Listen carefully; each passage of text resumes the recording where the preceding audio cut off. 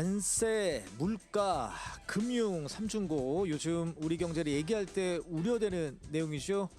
한국개발연구원 경제전망실장 정규철 박사 연결해 자세한 내용 알아보도록 하겠습니다. 박사님 안녕하십니까? 네, 안녕하십니까? 예, 박사님 우선 관세 얘기 먼저 좀 한번 해볼게요.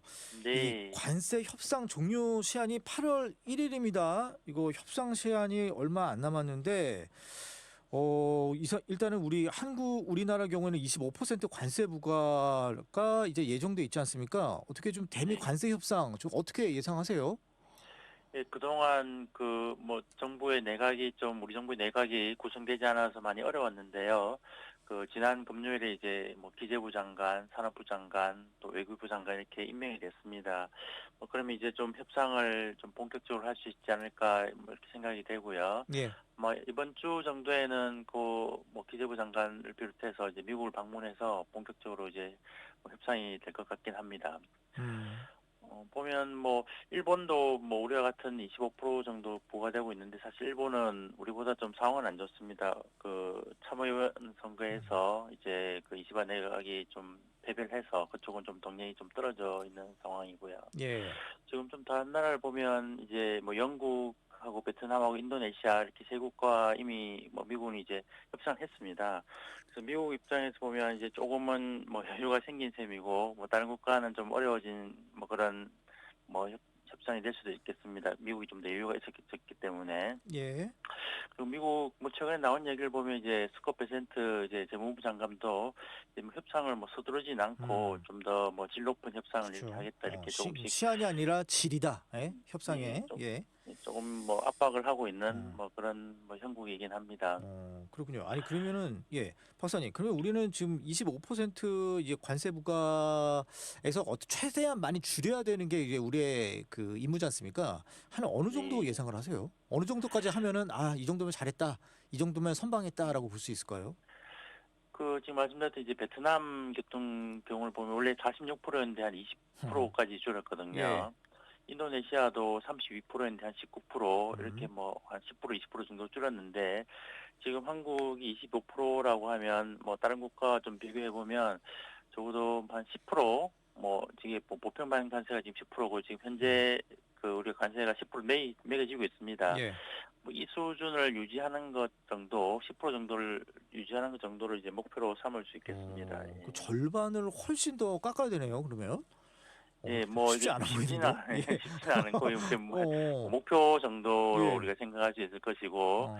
아마 베트남, 인도네시아를 좀 봤을 때, 맨 베트남도 46%에서 20%면 절반보다 조금 더 많이 깎았거든요. 예. 우리가 이렇게 하기 위해서 또 우리가 양보해야 되는 것도 사실 있겠습니다.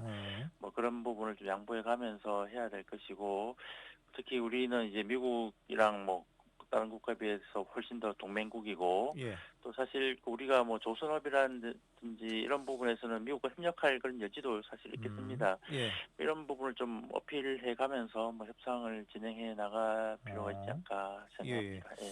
아니 그러면 그 박사님, 그 한미 관세 협상에서 그 미국이 가장 원하는 게 뭡니까 그러면? 여러 음. 가지가 사실 있는데요. 관세 그 자체도 있겠습니다만 이제 비관세 장벽, 예.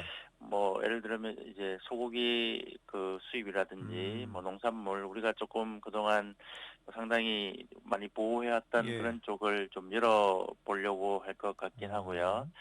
또 한 가지가 방위비 방위비 문제도 있습니다. 지금 예. 우리나라뿐만 아니라 유럽에도 미국이 방위비를 많이 요구하고 있는데 음. 또 한국은 이제 주한미군이 직접 있기 때문에 그런 부분들을 이제 계속 협상하고 올해뿐만 아니라 이제 앞으로 몇 년간 이런 방위비를 우리가 좀 더 많이 부담하는 그런 걸 좀 요구할 것 같긴 합니다. 예. 그 트럼프 일기 땐 그 방위비 협상 문제가 되게 부각이 됐잖아요. 당시에도 이제 네. 관세 문제와 이게 연동이 돼서 우리에게 압박을 줬던가요, 미국이?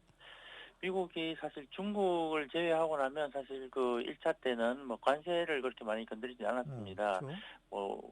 우리가 사실 미국이랑 언제든 협상할 때 좀 불리한 그런 측면이 있습니다. 우리가 워낙 안보 문제가 있기 때문에. 근데 지금처럼 이렇게 대대적으로 이렇게 관세를 이용하고 그러지는 않았습니다. 예. 아, 그렇죠. 그러니까 그랬던 것 같아요. 일기 때는 그냥 방위비 문제만 이렇게 좀 전략적으로 했던 것 같은데 이번에는 관세와 연동을 하다 보니까 좀 더 압박의 강도가 좀 네. 많이 더 세지는 걸로 느껴지는데 그 교수님, 그 박사님, 그러니까 미국 앞서 그 우리 농산물 개방 말씀하셨잖아요. 네. 이거 어떻게 좀 우리에게는 아주 치명적으로 봐야 됩니까? 뭐 그쪽에서 달라고 하면은 열어줄 수밖에 없을 것 같긴 한데 이거 어떻게 어떤가요, 우리한텐? 사실 우리가 지금 우리 농산물 시장이라서 우리가 조금 더 민감하긴 한데요. 그렇죠. 좀 더 객관적으로 생각해 보면 또 우리가 좀 자유무역 이런 걸 뭐 강조하면서 음. 또 한편으로는 이렇게 농산물을 이렇게 일방적으로 막는 것을 아, 뭐 언제까지 할 수 음, 있을까 이런 생각도 사실 뭐 들긴 합니다. 예, 뭐 그런 측면에서 우리가 좀 전향적인으로 좀 생각할 필요는 있을 것 같고요. 음, 다만 이렇게 하다 보면 이제 그 농가들이라든지 좀 피해가 발생하는 것도 불가피하기 때문에 예. 뭐 그쪽에 좀 피해를 우리가 일부 좀 우리 농산물 그 하는 쪽이 피해를 일부 좀 지원해 가면서 음. 또 한편으로는 또 미국과 협상해 나가는 것이 뭐 결국엔 가야 할 길이 아닌가 이렇게 생각은 듭니다. 예. 그러면 앞서 박사님께서 말씀하셨던 거 우리가 양보해야 할 것은 또 해야 된다라고 얘기하셨는데 그 중에 하나가 바로 이제 농산물 개방이라고 보시는 거군요. 네. 그러면. 네.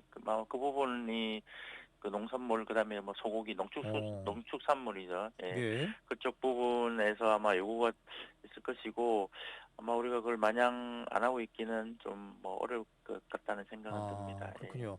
아, 이거 참 아주 우리 협상을 좀 잘해야겠다는 좀 생각이 듭니다.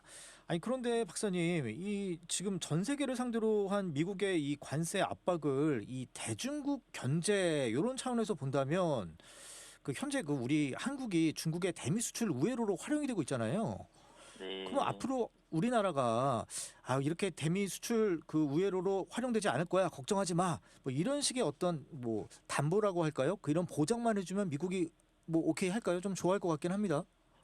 네, 그 음. 부분도 아마 뭐 협상 중에 그 진행될 것 같긴 하고요. 예. 근데 뭐 그것만으로 뭐 되지는 않을 것 같긴 합니다. 어. 아마 지금 중국을 견제하는 것이 뭐 미국 입장에서도 워낙 중요하긴 한데 아마 그런 부분을 우리가 좀 말씀 좀 어필을 좀 해야 될 것 같고요. 예. 아마 그러면서 좀 관세율을 좀 내리는 거 이런 것들을 아까 말씀한 10% 정도까지를 하면 좋을 것 같고요. 예. 사실 다른 품목도 중요하지만 사실 그 지금 미국에 우리가 자동차를 많이 수출하고 있는데 음. 얘는 그 품목 감세라고 해서 그 전 세계의 25%를 이미 때리고 있습니다. 예. 그런데 이 부분이 우리한테는 상당히 지금 부담이 되고 있고 실제 뭐 데이터에 봤을 때도 지금 그 미국 자동차 수출이 상당히 안 좋습니다. 이런 부분을 좀 해결해야 될 것 같고요. 예. 사실 지금 뭐 당장 관세가 매겨지고 있지는 않지만 반도체도 사실 심각한 문제이긴 합니다.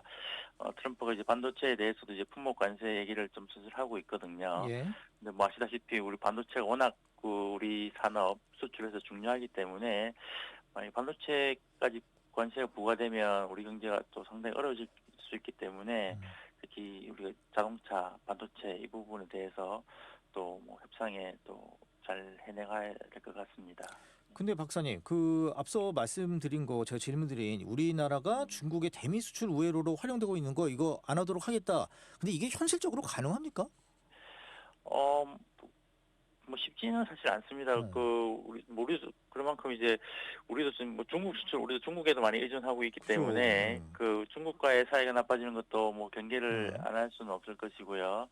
그다음에 우회로라는 게 또 상당히 좀 애매한 개념이기도 합니다. 그냥 뭐 쉽게 관측할 수 있는 뭐 중국에서 바로 수입해서 우리가 미국에 수출한다면 우리가 쉽게 인식할 수 있겠습니다만 또 뭐 중간재를 수입해서 뭐 어느 정도 우리가 또 가공해서 미국에 음. 수출하는 부분도 있긴 한데 뭐 그 부분 어떻게 또 처리할 것인가 뭐 이런 부분들은 상당한 그 협상의 그 여지가 남아 있는 것 같고요. 예. 사실 뭐 중국하고 지금 우리가 지금 뭐 협력을 또 많이 하고 있기 때문에 어. 또 뭐 상당한 어려운 처지이긴 합니다. 우리 한국 아, 이거 입장에서는. 참 힘든 문제네요, 이게. 그래요. 그 앞서 그 박사님 말씀하셨잖아요. 우리 지금 이제 경제 수장들이 이제 속속 임명이 됐다. 뭐 네, 구윤철 기획재정부 장관 그리고 네, 김정관 이제 네, 산업통상부 장관이 임명이 돼서 뭐 네, 이르면 오늘이나 내일 미국을 방문할 것 같아요. 그런데 네, 그 일각에서는 이 두 사람이 모두 다 기재부 출신이라서 뭐 통상 좀 협상하는데 좀 협상력이 부족한 거 아니야? 뭐 요렇게 우려하시는 분도 계세요. 어떻게 보세요? 예, 그 부분에 있어서는 이제 충분히 또 뭐 대비를 하고 있지 않을까 생각은 듭니다. 뭐 직접 장관들도 중요하고 또 도와주는 사람도 뭐 같이 이렇게 협력을 해야 될 것이고요. 예. 또 뭐 다행스럽게도 지난 금요일에 외교부 장관도 또 같이 음. 임명이 되고 이렇게 해서 예. 아마 뭐 전략을 짤 것 같은데 아마 오늘도 뭐 제가 알기로는 뭐 대외장관 회의 이런 걸 연다고 들었습니다. 음. 그런 부분에서 우리 뭐 전략을 좀 더 세밀하게 뭐 보고 있지 않을까 이렇게 생각합니다. 그리고 음. 뭐 이것이 지금 뭐 시간 8월 1일이면 시간이 많지는 않습니다만 사실 뭐 2월 달에 이미 나왔고 4월 달에도 사실 트럼프 정책이 많이 발표되어 있기 때문에 꼭 장관 선에서는 아니더라도 또 실무진에서는 또뭐 상당히 많은 대비가 되어 있지 않을까 이렇게 뭐 기대를 하고 있습니다. 예, 그렇군요. 박사님, 이번엔 좀 부동산 얘기 좀 듣고 싶습니다.